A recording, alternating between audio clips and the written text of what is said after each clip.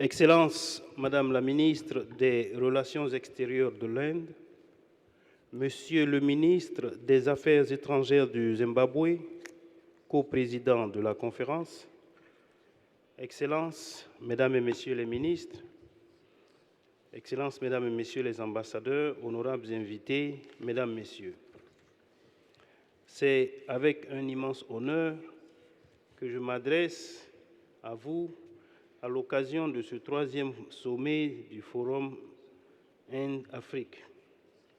Je voudrais saisir cette heureuse occasion pour adresser au nom de la délégation qui m'accompagne mes sincères et vifs remerciements aux autorités indiennes pour l'accueil chaleureux qui nous a été réservé depuis notre arrivée dans cette belle capitale New Delhi.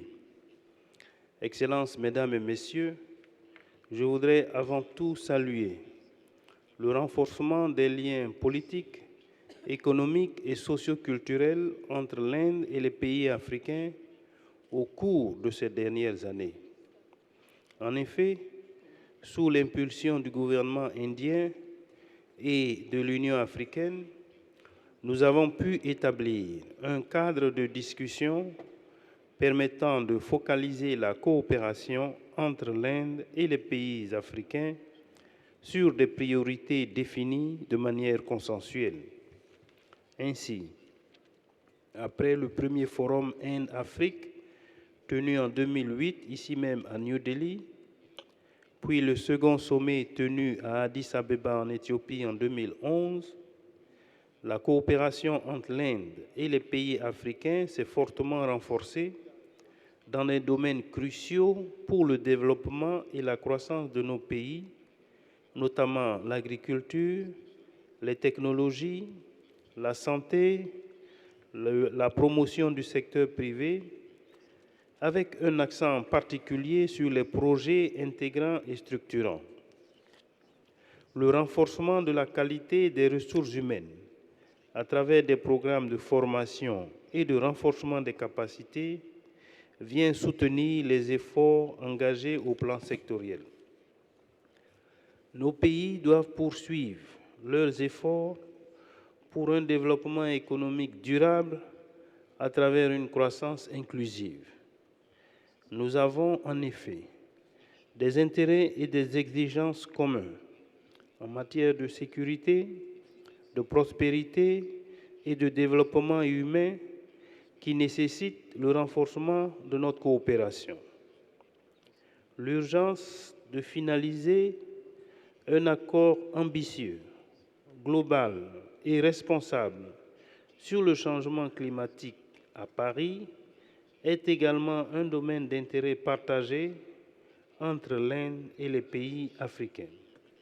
Au niveau politique, les pays africains doivent mieux faire entendre leur voix dans le concert des nations afin que le développement équitable et durable soit une réalité pour tous et s'inscrive dans l'action commune des pays membres des Nations Unies. En effet, seule l'unité dans l'action et la solidarité en faveur des plus pauvres peuvent conférer la légitimité nécessaire au succès du nouveau programme de développement durable à l'horizon 2030 et l'atteinte des objectifs fixés dans l'agenda 2063 de l'Union africaine. Dans un tel contexte, la tenue de cette troisième édition du sommet du Forum Inde-Afrique, dont le thème est « Pour un partenariat renforcé, une vision partagée », se présente comme une initiative hautement symbolique et stratégique pour ensemble relever les défis mondiaux de notre époque.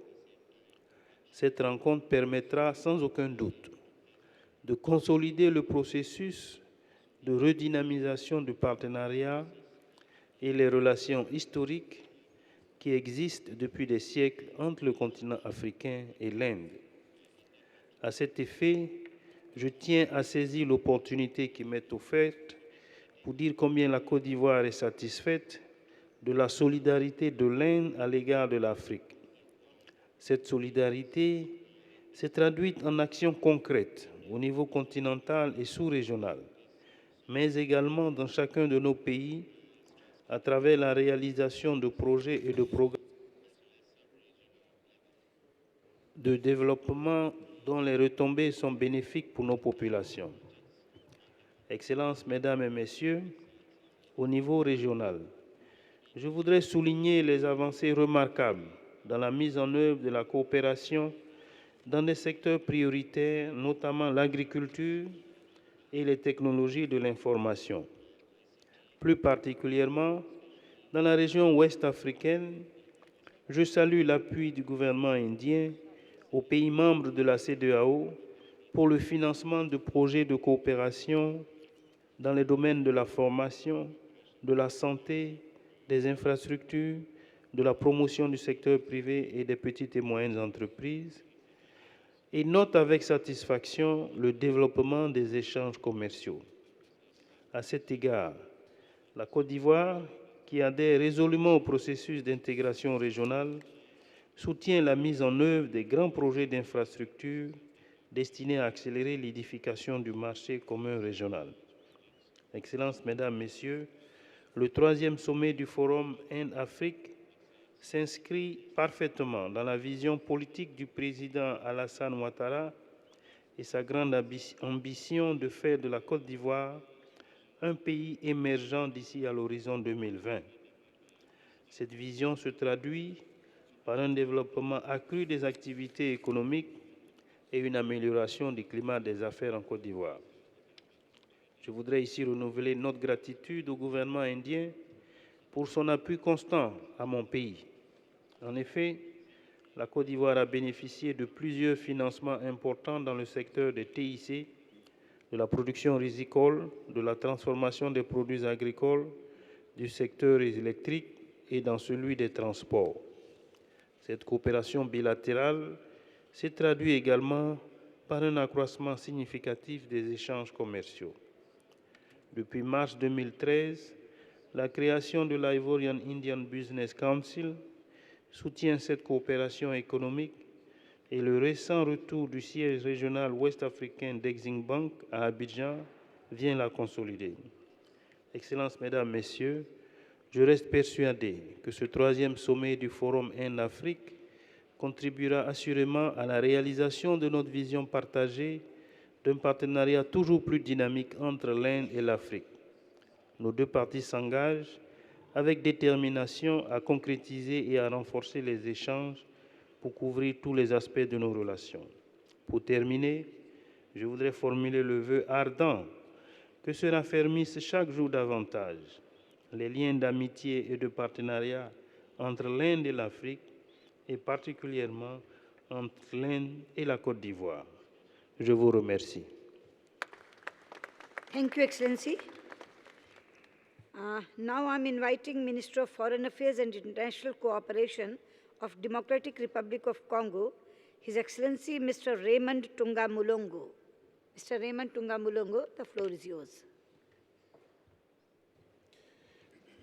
Madame la ministre des Relations extérieures de l'Inde, Monsieur le ministre des Affaires étrangères de la République du Zimbabwe et coprésident de nos travaux, Mesdames et Messieurs les ministres, je voudrais, en mon nom comme en celui des membres de ma délégation, commencer par remercier le peuple et le gouvernement de l'Inde pour l'accueil chaleureux qui nous a été réservé, ainsi que pour toutes les facilités nous accordées afin de rendre notre séjour autant fructueux qu'agréable. Madame la Présidente, ce troisième sommet du Forum Inde-Afrique se tient à un moment singulier, marqué par 4 événements majeurs.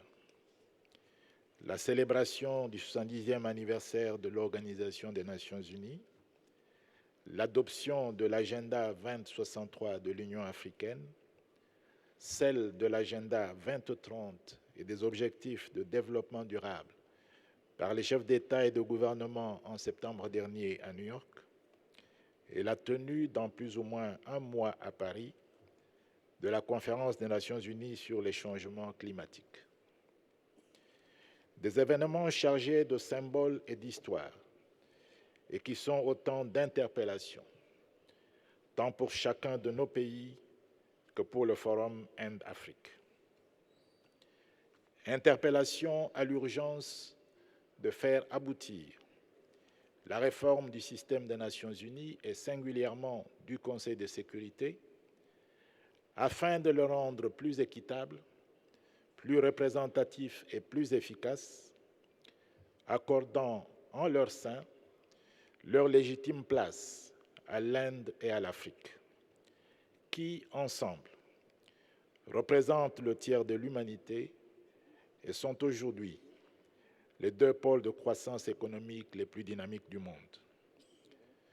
À ce sujet, le consensus d'Inzuluini demeure la seule base pour un règlement satisfaisant du problème de la représentation de l'Afrique au Conseil de sécurité. Interpellation aussi à une quadruple nécessité, celle d'assurer la paix et la sécurité internationale, et donc de se mobiliser pour combattre les extrémismes et le terrorisme, celle de mettre effectivement en œuvre les agendas 2030, l'agenda 2030 et les objectifs de développement durable, celle d'œuvrer pour la conclusion en décembre prochain à Paris d'un accord ambitieux sur les changements climatiques, fondé sur le principe de responsabilité commune mais différenciée, et celle enfin, face à tous ces défis, d'intensifier la coopération entre l'Inde et l'Afrique. C'est le lieu pour moi de saluer la qualité de cette coopération et de souligner que les principes qui la sous-tendent, égalité, amitié, avantages mutuels et solidarité, les objectifs qu'elle poursuit, à savoir le développement de nos pays respectifs grâce à la bonne gouvernance et aux politiques de croissance inclusive, les priorités qu'elle s'est assignées, paix et sécurité, agriculture, éducation, santé, nouvelles technologies de l'information et de la communication, énergie renouvelable, infrastructure, industrialisation et commerce, ainsi que les modalités de sa mise en œuvre, concertation permanente, projets concrets, partenariats public-privé et financement concessionnel sont plus que jamais pertinents. Mon pays, la République démocratique du Congo, qui met en œuvre avec le concours financier et technique de l'Inde des projets importants, notamment dans le domaine de l'énergie, avec la construction de 2 barrages à Kakobola et à Katende, créant ainsi les conditions de la transformation des conditions de vie de plus de 20 millions de ses habitants, en est un témoignage éloquent. Aussi voudrais-je, en son nom, remercier le peuple et le gouvernement de l'Inde pour sa contribution insigne au développement de mon pays. Madame la Présidente, je souhaite plein succès à nos travaux et je vous remercie tous, Mesdames et Messieurs les ministres, pour votre aimable attention.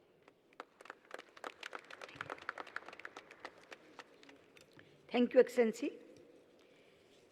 Now I'm inviting Minister of Foreign Affairs of Eritrea, His Excellency Osman Mohammed. Mr. Osman Mohammed.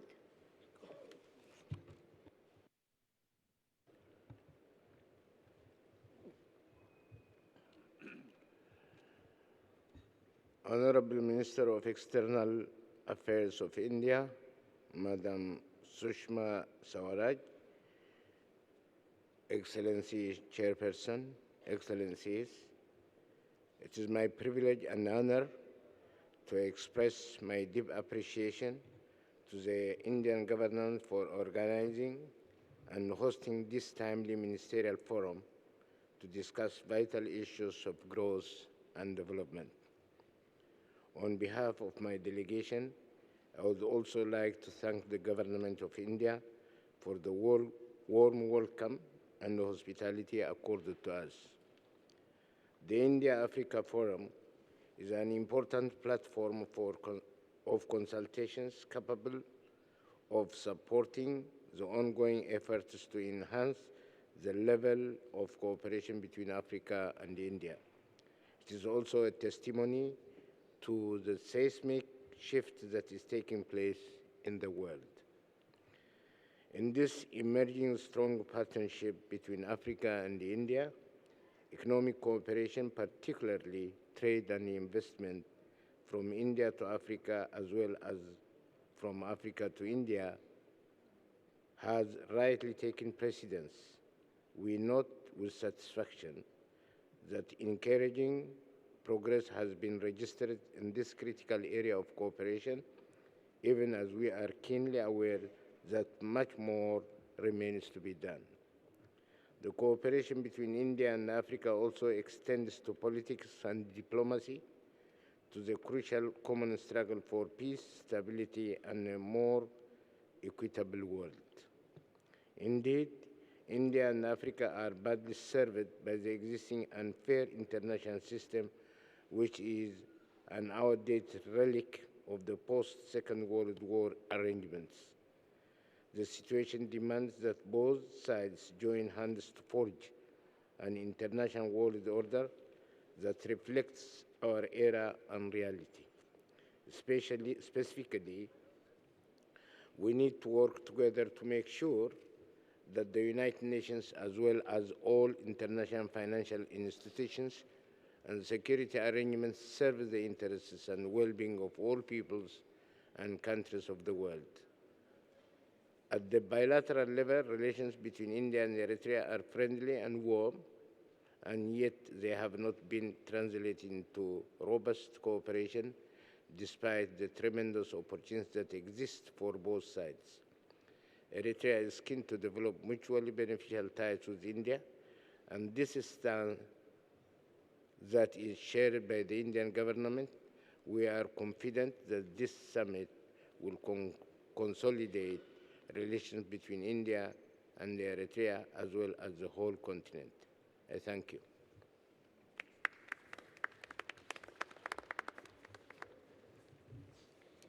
Thank you, Excellency. Now I'm inviting the Minister of Foreign Affairs of Malawi, His Excellency Dr. George Cheponda. The Foreign Minister of Malawi, the floor is yours. Thank you. Honorable Simbarashe Mupengegwi, Minister of Foreign Affairs of the Republic of Zimbabwe and Chairperson of the Ministerial Committee of the African Union. Honorable Shrimati Sushma Swaraj, Minister of External Affairs of India and Co-Chairperson. Your Excellency Mr. Erastus Mwencha, Deputy Chairperson of the African Commission. Fellow foreign ministers, distinguished ladies and gentlemen, it is my honor to address this important forum, which is playing a pivotal role in enhancing the economic, social, and cultural cooperation between India and Africa. Before I proceed, allow me, on behalf of my delegation, to express my profound gratitude and sincere appreciation to the government and people of India for the warm hospitality accorded to us and for the facilities put at our disposal for the success of this forum. Your Excellencies, ladies and gentlemen, Africa is on the rise. It has been deemed the new frontier for the economic growth, in fact, the last one, as all the other countries of the globe have developed while we have lagged behind. Regardless, we are all aware of the immense opportunities for wealth creation available in our countries, from the vast natural resources to trade and investment opportunities in industrialization and all other sectors. However, the economic progress that has been achieved by most African countries is an opportunity and not a destination. As argued by renowned international strategist Kingsley Chedu Mogalu, this, ladies and gentlemen, is the reason for our partnership: to enhance the economic capabilities and opportunities in order to ensure equitable growth in our respective countries. Your Excellencies, ladies and gentlemen, the Africa-India Partnership, founded on the principle of mutual benefit, underscores the need for us to engage in a consultative process in order to ensure that there is sustainability in the projects we are mutually implementing. It is not surprising, therefore, that major projects under this partnership are a success, as African countries and their leaders decide on the key priority areas of focus that affect their people the most. This aspect of our partnership is critical to achieve sustained economic development, as only Africans will develop Africa, of course, in partnership with our colleagues in India and others. Your Excellencies, ladies and gentlemen, it is also pleasing to note that India's support for Africa continues to increase since the inception of our partnership in 2008. In particular, I am gratified to note that the Government of India has further extended the duty-free tariff preference scheme for goods for least development countries in order to ensure increased market access to India by more African LDCs. Distinguished ladies and gentlemen, it is also worthwhile to mention that through the India-Africa Union collaboration, Malawi will host the India-Africa Institute of Agriculture and Rural Development. This institute, as you may well aware, is designed to build and strengthen existing efforts in agriculture productivity, research, and innovation.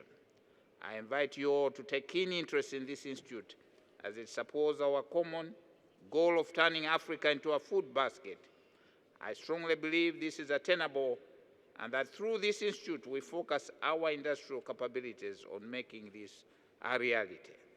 Your Excellencies, distinguished ladies and gentlemen, we are grateful to the Indian government for the support that it provides to our countries under the India Technical and Economic Cooperation Program.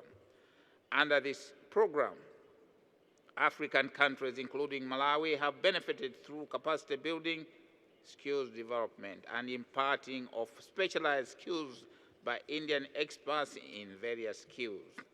Skills development, particularly for our huge youthful population, has been beneficial, particularly for Malawi, where the government has prioritized the provision of community technical colleges to enhance vocational skills development for the unemployed youth and offer them with job opportunities and entrepreneurial skills. Your Excellencies, distinguished ladies and gentlemen, Malawi has therefore embarked on a vigorous program that will see the establishment of community technical colleges in all the 28 districts of our country. The aim of this program is to have a nationwide increase in access to technical, entrepreneurial, and vocational education and training. I'm confident that we will soon be sharing with you all a success story on how Malawi managed to incorporate an unskilled youthful labor force into its economy and reduce endemic poverty. It would be remiss of me not to acknowledge India's offer for short-term graduate and postgraduate scholarships and fellowships that are administered by the Indian Council for Cultural Relations. Malawi is benefiting immensely from this gesture of friendship. Your Excellencies, distinguished ladies and gentlemen, we are living in a digitized era where information communication technology, ICT, drives our economies. The Pan-African e-network has ensured unified communication across the continent in key sectors of tele-education and telemedicine, thereby enhancing our capacities in skills development and the exchange of experts in different fields. Under this partnership, access to world-class higher education has been made available to many African people, even in the remotest areas who would have otherwise not been able to access higher education. Your Excellencies, distinguished ladies and gentlemen, let me conclude my remarks by once more thanking the Government of India for the partnership and support that it continues to render to Africa. I thank you for your attention.